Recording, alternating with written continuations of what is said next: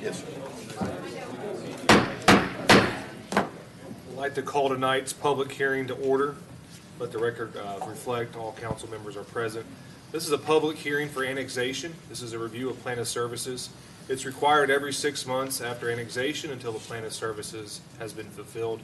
It has been 6 months since the previous review of tax map 099 parcel 14.01, or also called Northside Drive. The plan of services is expected to be fulfilled prior to the next 6 months, but the public hearing has been brought forward. Is there anyone that wishes to address council regarding Northside Drive? Public hearing for annexation has been fulfilled. That concludes our public hearing. We'll start back at 6 o'clock for the regular meeting. Thank you. I've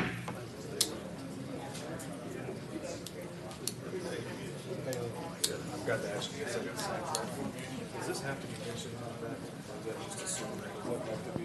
Our clock's messed up on the wall. Yeah, it is. It's dying. Ran out of battery. Does it say it? Well, it would have been 7. It doesn't say anywhere other, it just says their term for I wish they could screw with their time. You want me to say that? Okay. I think it would be best. That way they can just pick who wants to do the 1 year, the 3 year, the 5 year. So that has to be. Yeah, I think it should be, since you guys aren't assigning them. I meant to ask you that a minute ago. You all ready? Would you tell the city clerk, please? I'd like to call tonight's council meeting to order. Let the record reflect all council members are present. Before we start our meeting, we'd like to lead with a prayer, followed by a presentation of colors and pledge of allegiance. We ask everyone in attendance to please stand for both. At this time, I'd like to ask Rick Page from Plateau Christian Church to give the prayer. Father, we thank you for the place that you've given us. We just pray tonight for wisdom, also to help us be mindful of the stewardship of this place that you've given us. We ask a blessing on those who are going to be honored for their service, and we thank you for the servants that serve our community. We just pray your blessing on this evening's mindfulness. We give you thanks. In Jesus' name, amen. Amen.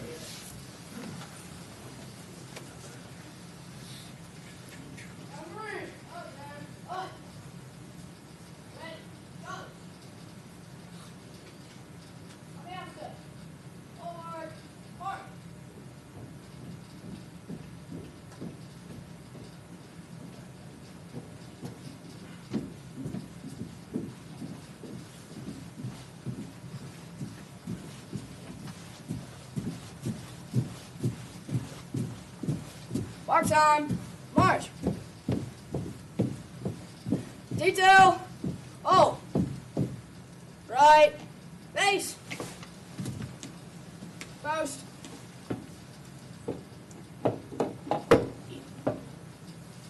Colors.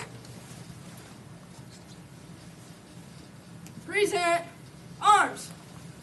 I pledge allegiance to the flag of the United States of America and to the republic for which it stands, one nation, under God, indivisible, with liberty and justice for all.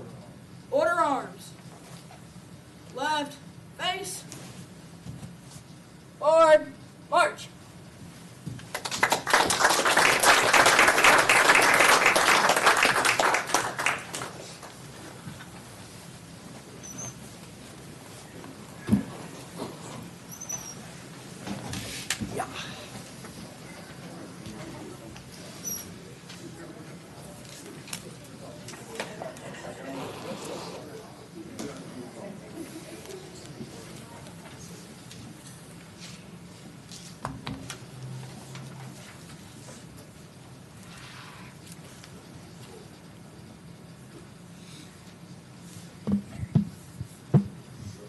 Can I have Davey Hollinsworth and family come up front for me, please?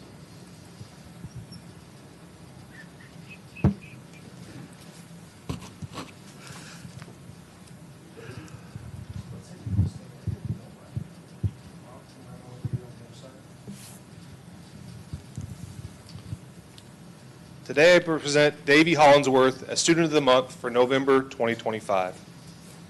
Davey is always willing to help and never complains. He says please and thank you and waits his turn. He often helps his classmates without being asked. He is a great student. A community of character partner, November is Manners Month.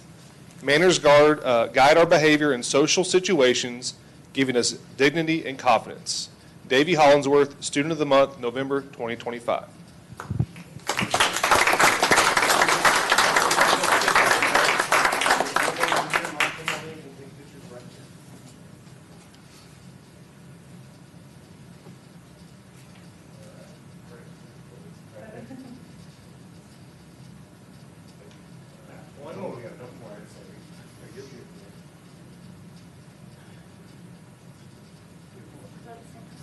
I'll send it to you.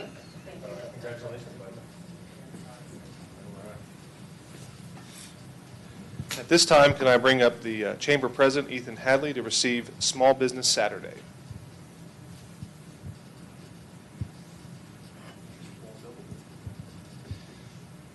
Whereas the City of Crossville, Tennessee celebrates our local small businesses and the contributions they make to our local economy and community.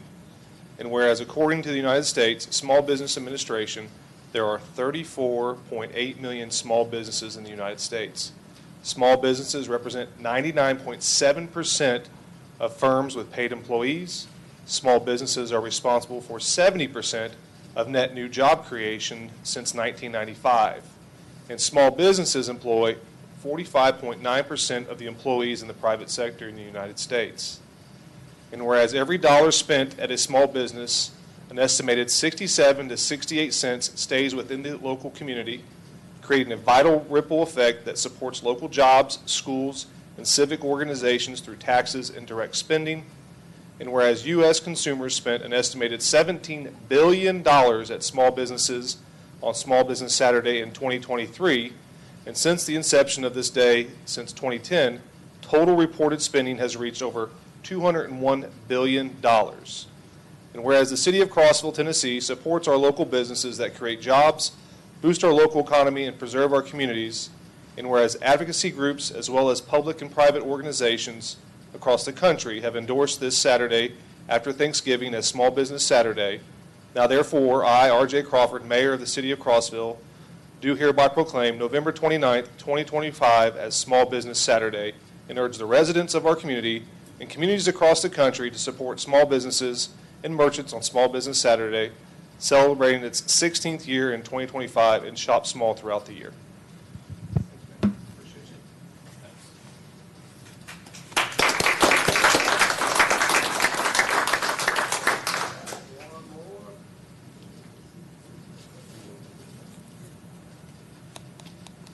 Good deal.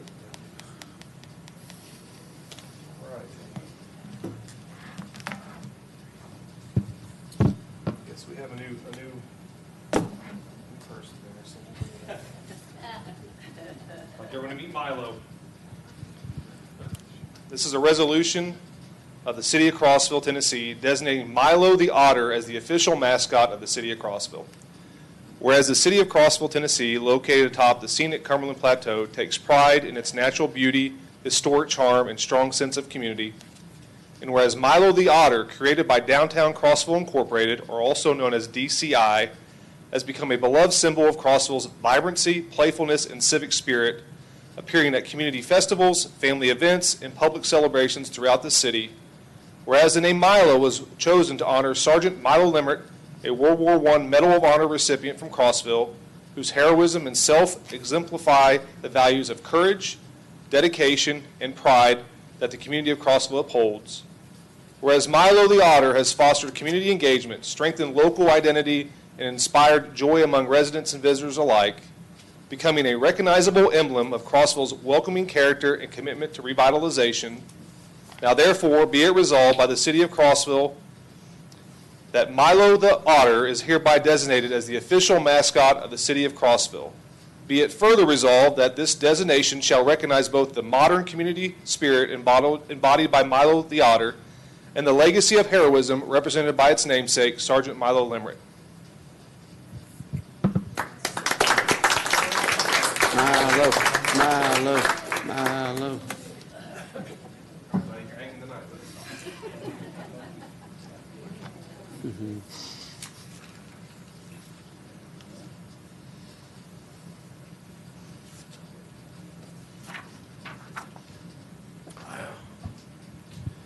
I'd like to have the city council join me for this one, if you don't mind coming down to the dais. I think this is a pretty important honor here.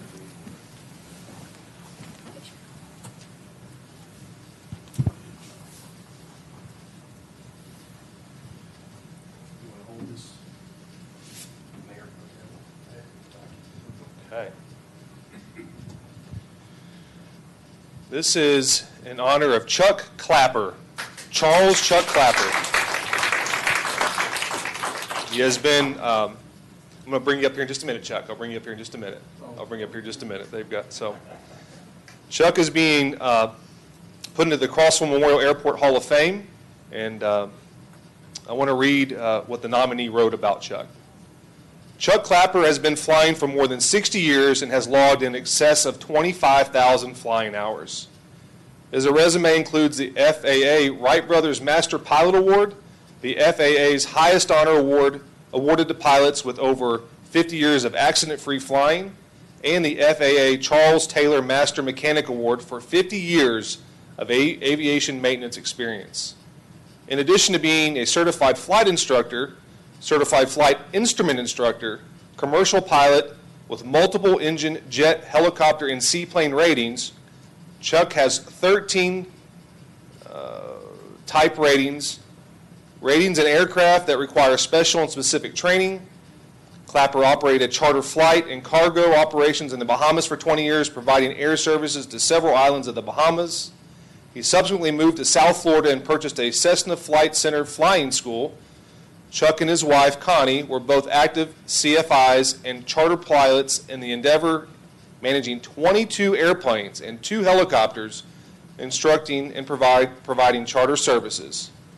When the Clappers decided to transition out of the flying school business, they had 2 jets and 4 turboprops with a full charter schedule between Florida, New York, and Colorado. He also found time to pilot planes in 3 movies, including Last Plane Out, Drop Zone, and War and Remembrance. The Clappers sold their flying business in 2007 and, looking to relax and enjoy slower lifestyles, moved to Crossville. Chuck immediately became active in the airport, providing services as both a master mechanic and as a certified flight instructor, energizing the local Crossville Flyers Club and participating in airport events and activities. Chuck was a key figure in charter members of the Crossville Civil Air Patrol Squadron created in 2014. Participating as the chief pilot, flight instructor, flight check pilot, and safety officer, Clapper actively assisted the Crossville city manager in the search for a new fixed-based operator to bring the creation of the Crossville Airport Committee in 2018 to facilitate better communication between the airport and the city council, and to provide a public orientation forum to promote the airport and aviation-related events and services in the greater Upper Cumberland area. Chuck purchased a Cessna 172 and formed and operated the first member Equity Flying Club at Crossville Airport, providing affordable flying and instruction for up to 10 pilot members. He continues to maintain an active presence at the airport and aviation-related events to this day.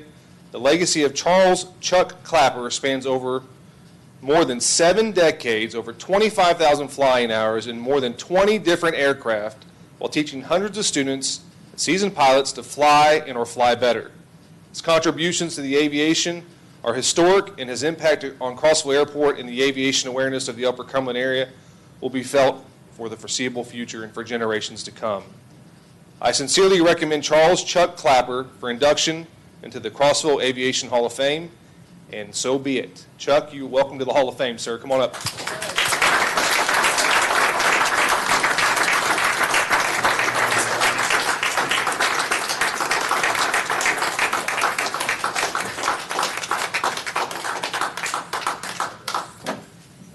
We'll stand right here.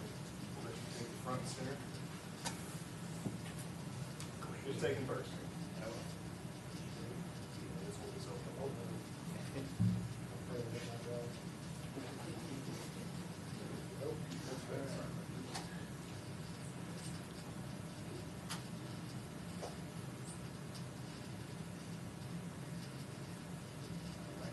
Grab one more.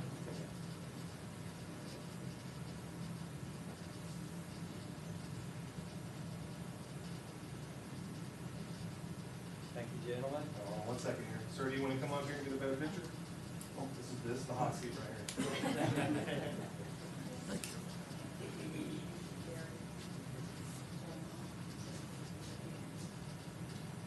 Looking good, Chuck. Thank you. All right, we got one more. Grab one really quick, we'll put it up in here for you. Okay. Congratulations, sir. Anything you want to say?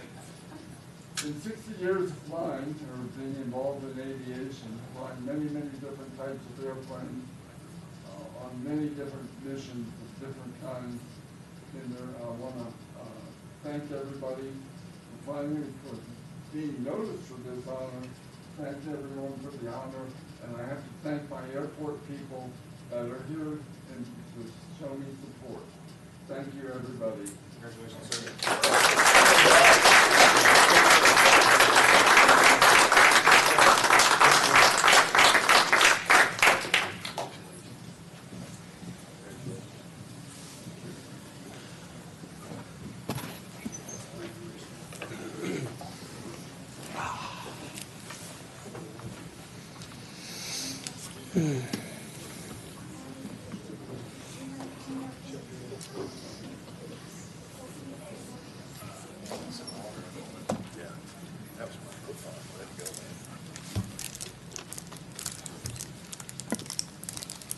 All right, now we'll move into public comment. Does anyone wish to address council at this time?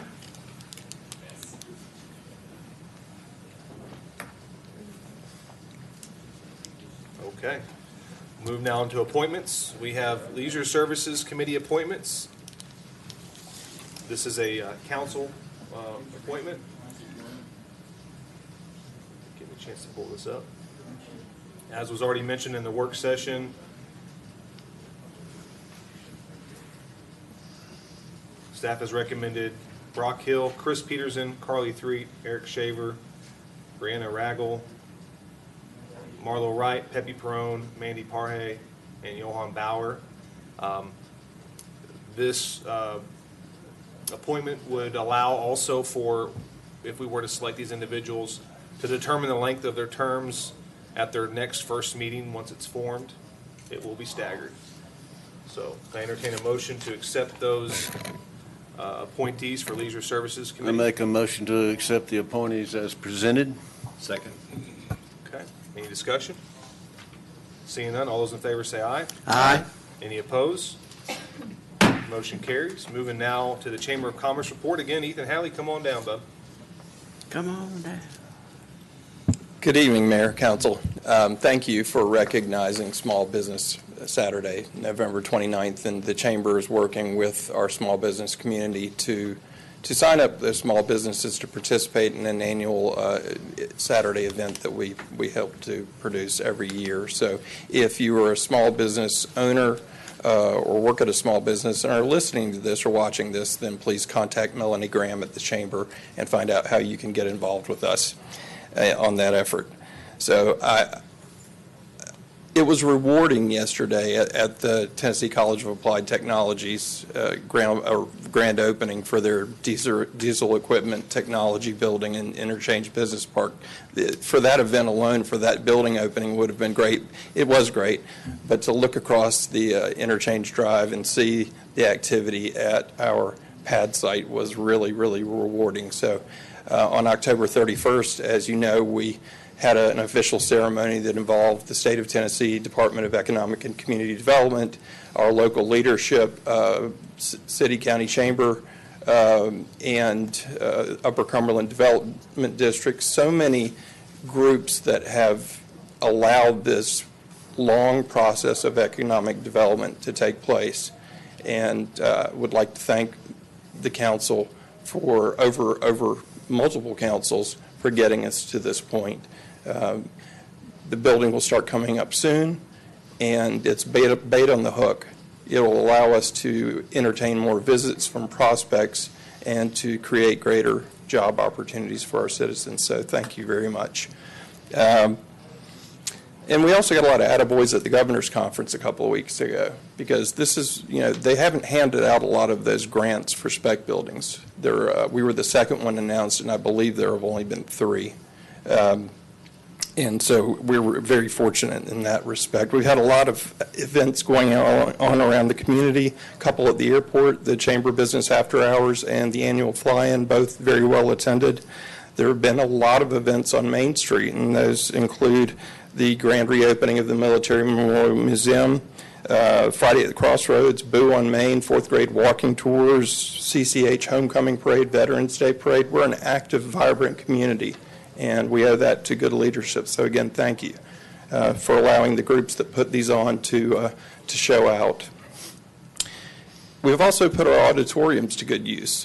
Stone Memorial hosted the first ever in Cumberland County Volunteer Energy Cooperative annual meeting. It was packed, standing room only. And then at the new CCHS auditorium, they held their first ever STEAMposium to put emphasis for the students on science, technology, arts, and math. And that was a very good event. And it's been a long train coming, pardon the pun, but the Model Railroad Club will break ground on its new building here on December 2nd. We have a Coffee and Commerce at Workbase, which is the former Cumberland Mountain School, which will be a co-working space. And that is on December 3rd from 7:30 to 9 a.m. And then the Chamber Annual Legislative Breakfast is scheduled for January 6th, again, at the Tennessee College of Applied Technologies here in town. Last thing I'll mention is we had our Chamber Annual Meeting last week, and we had over 200 attendees, and it's just great to see people get together and celebrate all the great things that are going on here. So thank you again. Thank you. That moves us now into the consent agenda. Mr. Mayor, I move we approve the consent agenda, items 5A through 5R, with exception of 5H, which is being pulled. We discussed these in our work session a couple weeks ago and heard from our city manager and other department heads, and I move we approve these. So moved. Have a motion and a second. Anything else need to be pulled or comments? I'd like to pull item D. Since our financial guy's not made it here tonight, I'd like to have a little more information in reference to the financing. I don't know if that was just to approve him to inquire, or if it's actually to move forward with. He'll be bringing further resolutions back to you to approve, but that was just to authorize him to move forward with the bond fund. Research. See, interest rates, annual fees, there's a whole lot more involved than just saying, yeah, we're going to do this. Yes, that will be coming back to you. Okay. Yeah, you're not approving that. Okay. You're just authorizing him to move forward. Okay. Okay, so you still want to keep it? No. Okay. Yeah, you can leave it in there. All right, leave it in there. Any other council members wish to pull anything for further discussion? Okay, so we have 5A through 5R, but we have pulled 5H. Fair? All right. All those in favor say aye. Aye. Any opposed? Motion carries. Moving now into city attorney's report. There is no other business. For Mr. York, nothing additional to report at this time. Okay, all right. Did you come up from Cookville to report for us? I did. Thank you very much. Thank you for your golf course. You got it. I did, and it may be in the city manager's report. We had just spoken about a monthly update on Fire Station 2, and I didn't know if she was going to give us that or if that was going to be a separate item from someone else about the progress and so forth. Okay. I think Tim went to the last progress meeting, if you don't care to step forward and give us a report. Thanks, Tim. So the rough end for the HVAC, plumbing, and electrical is all complete on the east and west end of the building. They still lock the center portion, the bay area, and they were finishing up all the metal trim work, the gutters, when we were out there. I've got a feeling it's probably finished by now, all of the outside metal work, and they had started hanging drywall. The drywall, firewalls were finished inside the bay and ready for the metal to go on those walls as well. Looking forward, the exhaust system, we were told would be occurring here in the next 2 weeks. All the asphalt was completed out front along with the curbing. And we have our own asphalt. We bid it out as an alternate bid, and they should be finishing up the stone for that this week, and we ought to be able to install the binder asphalt, our binder asphalt here in the next couple of weeks. We're still a little bit behind schedule. Still looks like it's going to be the end of January before everything's finished. And I don't know if the doors were up last month or not, but the roll-up doors are now up also. Yes, sir. I was down there today, and I was down there a couple weeks ago, and there was quite a bit of water coming into the building. In fact, in some places that they had sheetrock already up. And the gentleman today said they finished the outside. Apparently there were some metal trims or flashings that were not up a couple weeks ago. Yes. So is the thought process that will have addressed the water leaks? Yes. Yes, most definitely. There was no gutters on the building during that time period, and they have taken that drywall down and replaced the insulation behind it. We had a really good discussion about that about three or 4 weeks ago, that they could not install drywall over wet studs, much less wet insulation. It did seem a little premature. Yes, yes. So that was occurring on the, I think mostly on the front side, and the water was just running off the roof and hitting the top of the brick in those areas. Also at that time, they hadn't caulked around the windows when we first had the discussion about it, which had the same impact. None of the corner trim or the gutters were on. Okay. Thanks so much. You're welcome.